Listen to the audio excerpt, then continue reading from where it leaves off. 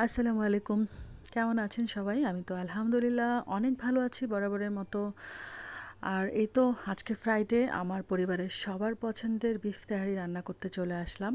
তো আজকে ওদেরই ডিমান্ড ছিল যে আমি আজকে যেন বিফ তেহারি রান্না করি। আর এই তো মাংসগুলোকে ছোট, ছোট করে কেটে নিয়েছি। আসলে আপনাদের কাছে একটু অবাক লাগতে পারে যে মাংসগুলো তো এত ছোট করে কেটেছি। বেসিক্যালি দোকানে যে সেল করে বিফ তেহারি আমি ওদের মতো করে ছোট করে মাংসটা কাটার চেষ্টা করেছি। তো এতে করে হয় কি পোলাওয়ের সাথে পুরা মাংসটা মিশে যায়। আর বড় বড় বড় টুকরো থাকলে আসলে কারো পাতে কম যায়, কারো পাতে বেশি যায়। তো এই জন্যই আমার এইভাবে মাংসটা করা।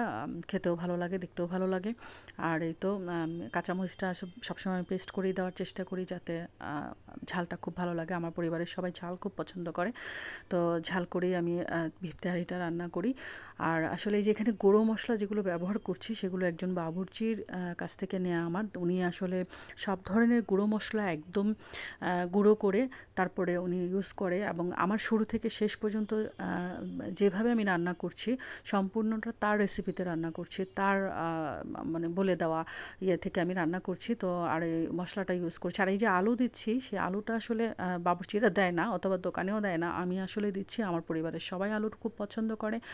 একদম ওরা বিফ তেহারি বলেন, চিকেন বিরিয়ানি বলেন, সব কিছুতে ওদের আলুটা দিতে হবে। তো ওরা এটা খুব পছন্দ করে। আর আজকে আসলে বাসায় শসা ছিল না, আমার আসলে মনেও ছিল না শসা আনার কথা। তো সালাদ ছাড়াই আজকে আমাদেরকে খেতে হয়েছে। তো কোনো সমস্যা নেই, আমরা কোল্ড ড্রিঙ্কস ব্যবহার করেছি, কোল্ড ড্রিঙ্কস খেয়েছি। আর এই তো আমার রান্না প্রায় শেষ পর্যায়ে। আর এই তো এখন পরিবেশনের পালা, সবাই বসে সবাই মিলে খেতে বসে গেলাম। আর এই তো খাচ্ছি। আর খুবই মজাদার হয়েছে, খুব অসাধারণ হয়েছে খেতে, খুব ভালো হয়েছে। আর সবাই আমার পরিবারের জন্য দোয়া করবেন, আমার জন্য দোয়া করবেন। আল্লাহ হাফেজ।